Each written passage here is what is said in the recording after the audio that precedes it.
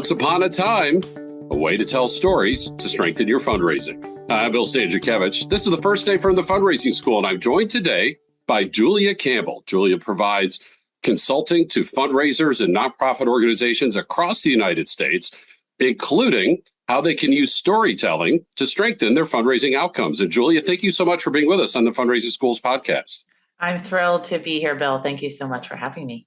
So we met at AFP Icon in Toronto, standing outside, almost in the dark, because it was the solar eclipse. What did I just do there? I told a little bit of a story about how we first met. And that's when I learned that you really have this passion about how fundraisers can use storytelling to strengthen their work. Absolutely. I find that as humans, this is how we connect to each other. This is how we talk about our day. This is how we process complex information and data. If you look at any kind of news story, anything in the front pages, anything in the headlines, anything that catches your eye on social media, it's always going to be a story. And it's the way that we talk to each other as human beings. So think about meeting friends out for dinner. You're at the end of the day, I'm going to pick my son up from camp in a little while. And it's always, tell me a story about your day. What happened? How did you feel? And, what did you learn from that? And that's just the way that we communicate and learn new things and really process information. Julia, we all know that person who thinks every single one of their stories is the most amazing story ever. Yes. And then some of us feel none of our stories are important and interesting. And hopefully a lot of us are somewhere in between. How can fundraisers know what makes for a good story? You really bring up a fantastic point, because I find that all my clients are on one end of the spectrum or the other. They think every story they have is worth telling. And why are people not interested in this? And how can we force people to be interested? Or they think we don't have anything interesting to share, or we cannot share our stories for confidentiality reasons and to respect our clients, which I think is a very valid concern.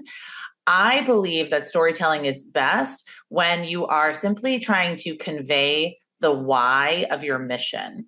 So we often talk about the what and the how, and this all comes from Simon Sinek, his famous TEDx talk, Start with Why. We talk about how we do what we do, the nuts and bolts, what we do, but we don't often focus on why. What is our vision for the future? What is the thing we're trying to change? What would be lost if we closed our doors tomorrow? And those are the stories that we need to be focusing on.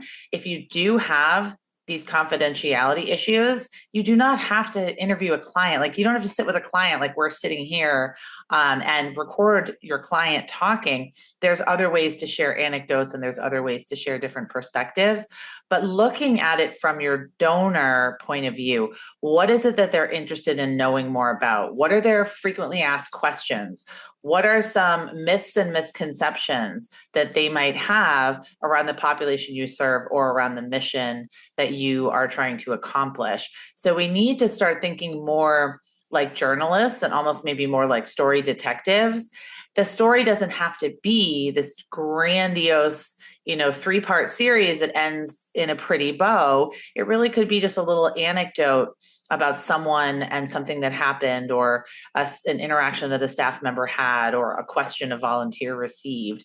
So we really need to get in that middle ground of not realizing not everything that we do is going to necessarily be interesting all at the same time to everyone, but also realizing we cannot bury our heads in the sand and say that we don't have stories, because all of us, every organization, I don't care if you're not working with animals, if you're not working with children, if you're not working even with people, you have a story to tell.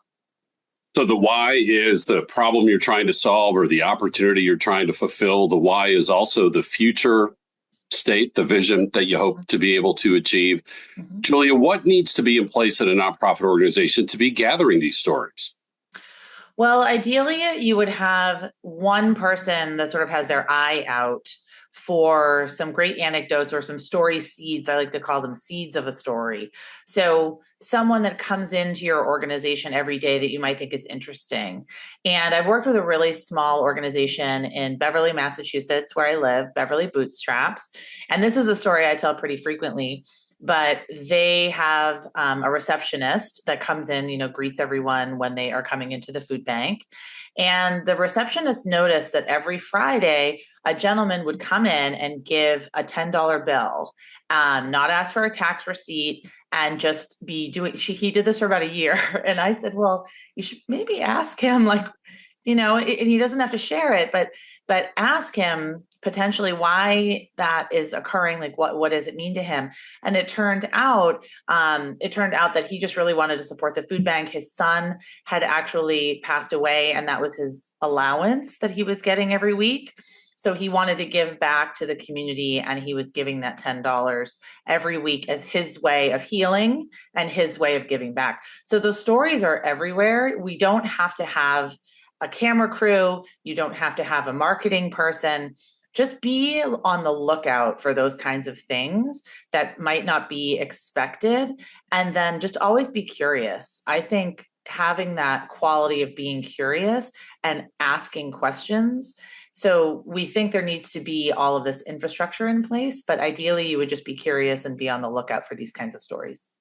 Julia, when we think about the ethics of storytelling, and you've touched on this a couple of times already, and I'd like to invite you to expand on this, please, that, some people in our audience might think, oh, our program participants are going to feel compelled to tell their story as a condition of continuing to receive service. They may not want to tell their story based on, the challenges that they're facing in their lives. What is the ethical best way to approach our program participants to invite them without requiring them to share their stories?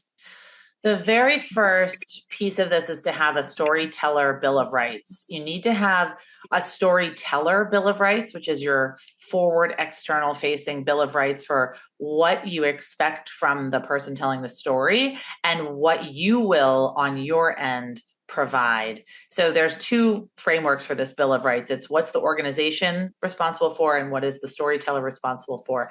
And as long as you're very clear with the expectations that the story can be taken down at any time, the story can be revised at any time, the story can be, you could have paid a videographer $10,000 to make this video. And guess what? There's agency on the person that is sharing their story. The second piece that's probably even more important is just that having trust built up between the organization and the person sharing their story. So when I was a director of development at a domestic violence agency in Virginia, I came in, and I'm from Boston, and I was living there getting my master's degree. I came in and I said, okay, who has great stories? And we need some stories for the newsletter. But I hadn't built up trust with the program officers and the people actually running the shelter yet. So they didn't know if they could trust me. So working together as a team, building that trust and understanding that this is a process and that it's incredibly important to provide agency to the people that are sharing their stories, whether it's the founder, staff members, volunteers, board members, donors, whoever is telling the story. And I really think the third piece is, would you be proud to share this on social media if this were your story? And Rosie's Place in Boston has a fabulous storytelling Bill of Rights. It might be on their website. We could Google Rosie's Place Boston Storyteller Bill of Rights. But they look at everything through a lens of, if we capture this story and share it on Facebook, would this client be excited to share it with people? It might be hard. They might be incredibly vulnerable, but would they say to their church, to their family, to their friends, to their neighbors, I'm featured on the Rosie's Place newsletter. I'm really scared to share this story, but I'm excited to get it out there. And I feel like it has a really great message. So always looking through that lens, like, are we exploiting people or are we empowering them? And are we sharing a story that if we were telling it, we would be proud to share? That is such great counsel. And it does lead me to this next question, Julia, about not all stories necessarily have a happy ending. First of all, thank you for your work in domestic violence and serving alongside those who have lived and endured through that.